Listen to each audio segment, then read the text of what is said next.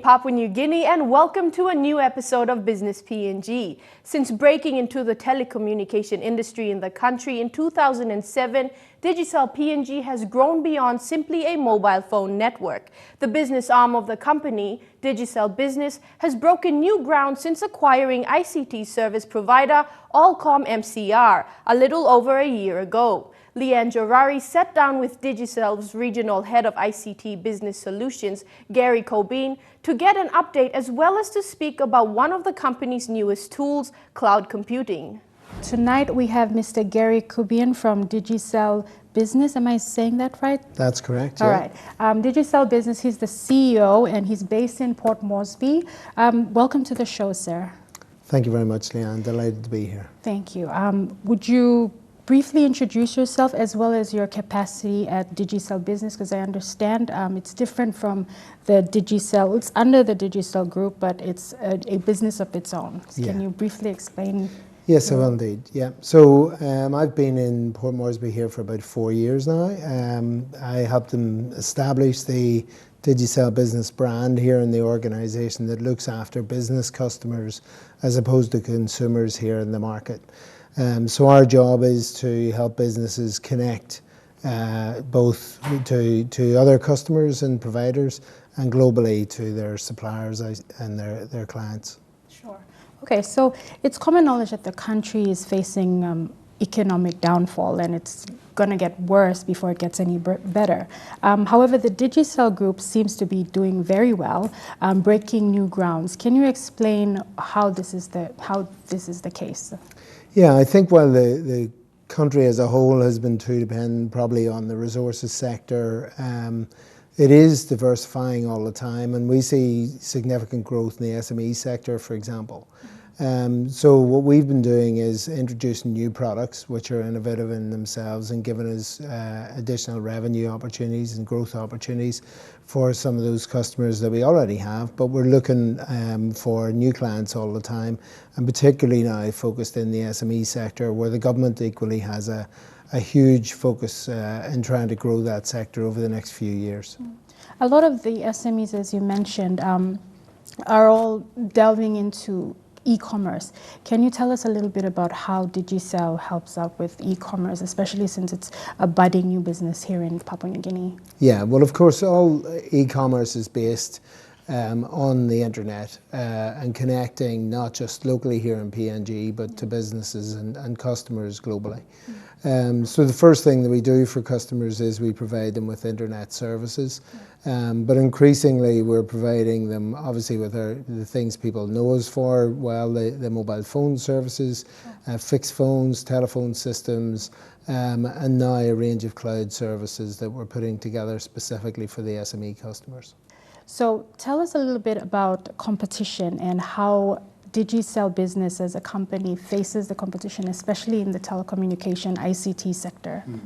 Well, Digicel obviously over the last 8-9 years here in PNG has built a significant network infrastructure across the country with a broader range than any of its competitors here. So we leverage that in providing services to businesses right across the country. So if you're a bank, for example, that want to open a branch in a remote part of the country, or you're a business that wants to open a shop in a remote part of the country, Digicel is really the best option for you. So, you know, we've grown on the back of that network growth, firstly. Then secondly, I think our international experience, Digicel operates across 31 markets globally. So we bring all that experience in the products and the product development together here in PNG, which is one of our biggest markets globally, and they're able then to leverage all that expertise to help customers here in PNG to deliver more effective services to their own customers.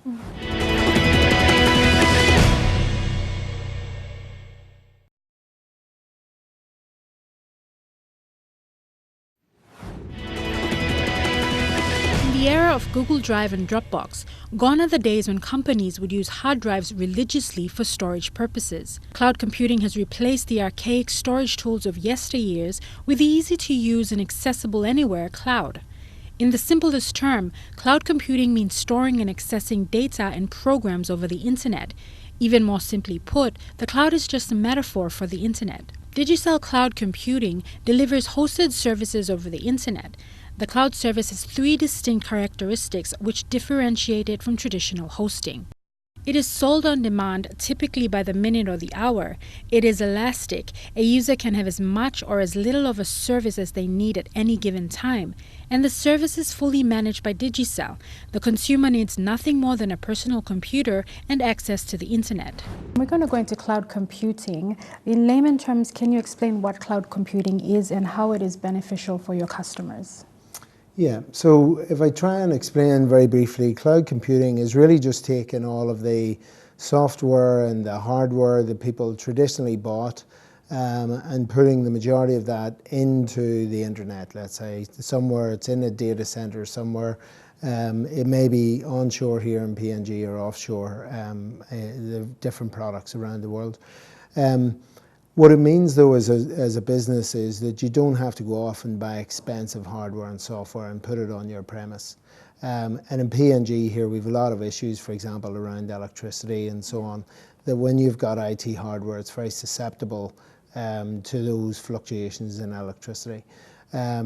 Whereas with the cloud, provided you've got a data connection, whether that's on your mobile phone or through your office, you can get to that software and hardware that's sitting in a resilient service somewhere else in the world. And the real benefit for businesses is that you only pay for what you use. So, you don't need to scale it day one hoping that your business is going to grow to avail of the full cost and infrastructure that you bought. But if you only need to start with one user or two users, but ultimately grow to 50 or 100 or 200 users over time, you just add them as you go along with cloud. So it's a really easy way to do business and get access to things. Sure. So anything based on the internet, it's quite dangerous, with fraud and cases of fraud. How do you protect your customers? Yeah, we've obviously been looking at how we secure the data for our customers. So anything that's held in our cloud services will be protected with things called firewalls. And firewalls are really there to stop anyone breaching the data integrity and getting access to your information. So there's expensive infrastructure that's built around the customer's data to make sure that it is protected.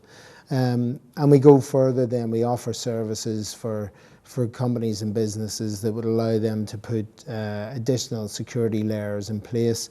And we sell that, we call it security as a service. Again, it's a cloud service that we offer to some of our customers. Okay. Has there been any issues with this? No, we haven't. So far, we haven't had any issues here. And while I think, globally, hacking, I think, is probably, particularly on the back of the US election, a lot of people are aware of how people can hack information and potentially manipulate information. But here in Papua New Guinea, I think the infrastructure that we've built is secure and we haven't had any issues. Okay, all right. We're going to go on to a little business that Digicel acquired, the ICT company AllComMCR. Can you give us an update about how the company is faring under Digicel? Yeah, it's going great actually. We bought the business probably a year and a half ago now.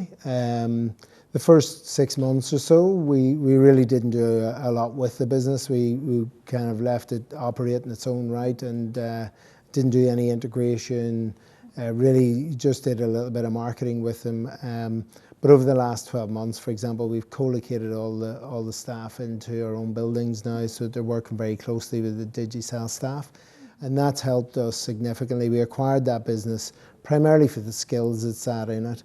And it's really helped us with things like the cloud services, because that's moving from just a networking piece into IT, where they were very strong. So business going from strength to strength, and we're investing further in that business and putting more people into it in the coming months. Okay. So what are the future plans for Digicel Business?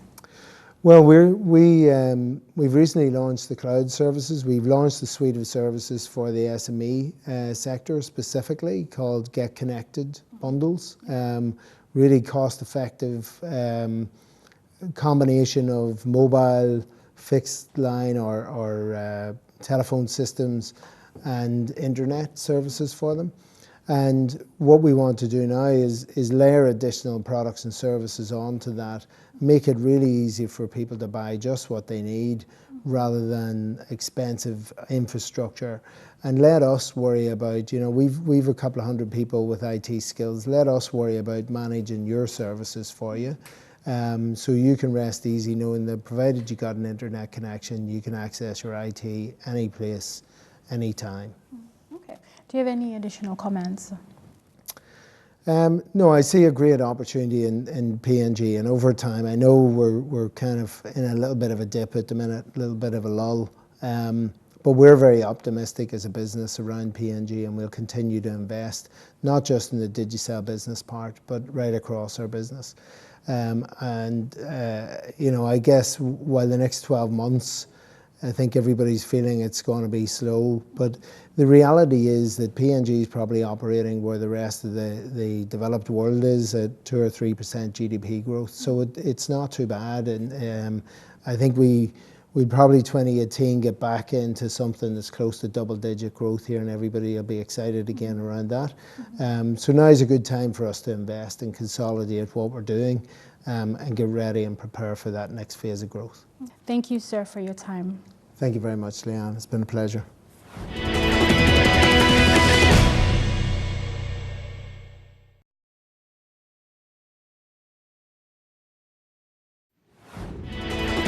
The Pacific Community, originally called the South Pacific Commission, this year marks their 70th anniversary.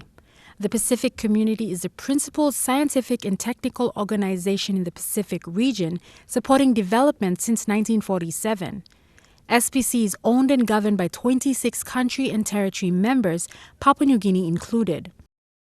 Delegates are educated, highly intelligent, and speak either English or French, as well as their... The Pacific Community was established on the 6th of February 1947, with the signing of the Canberra Agreement in Australia between Australia, France, Netherlands, New Zealand, the United Kingdom, and the United States of America. Over its 70 years, the SPC has grown into one of the primary regional bodies contributing to the development of the Pacific Island region.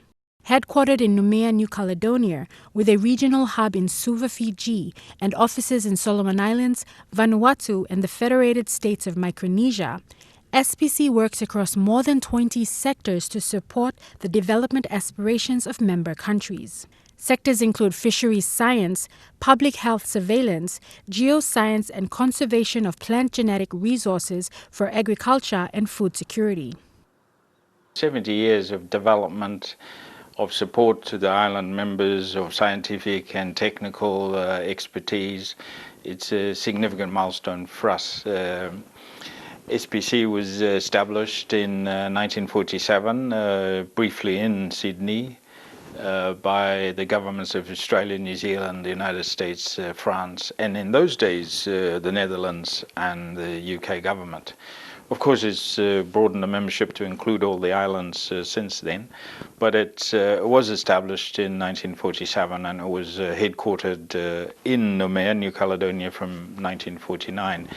Our governing charter is the Canberra Agreement that talks about what it is that we can do and so on. But fundamentally, SPC is there to assist the member states, particularly the island members, with their development aspirations and goals. And I think SPC has clearly done that successfully over 70 years. According to Dr. Tukui Tonga, the SPC recognizes that development issues are complex and multidimensional and cannot be solved by a sectorial approach alone.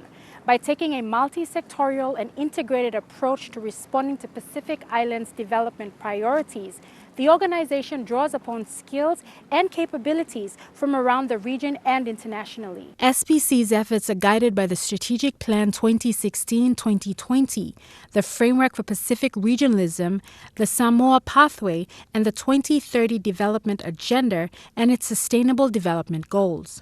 Dr. Tukui Tonga explained that the organization's responsibility and service to members and partners will not stop at producing good science and technical advice. The Centre for Trees, Crops and Trees, CPACT, is a global It has global significance. What it does is it uses genuinely scientific knowledge and capability to preserve and protect plants and trees that are important to the region. I'm talking about staples that are important, such as taro and kumara and so on, a staple for our region. And with climate change threatening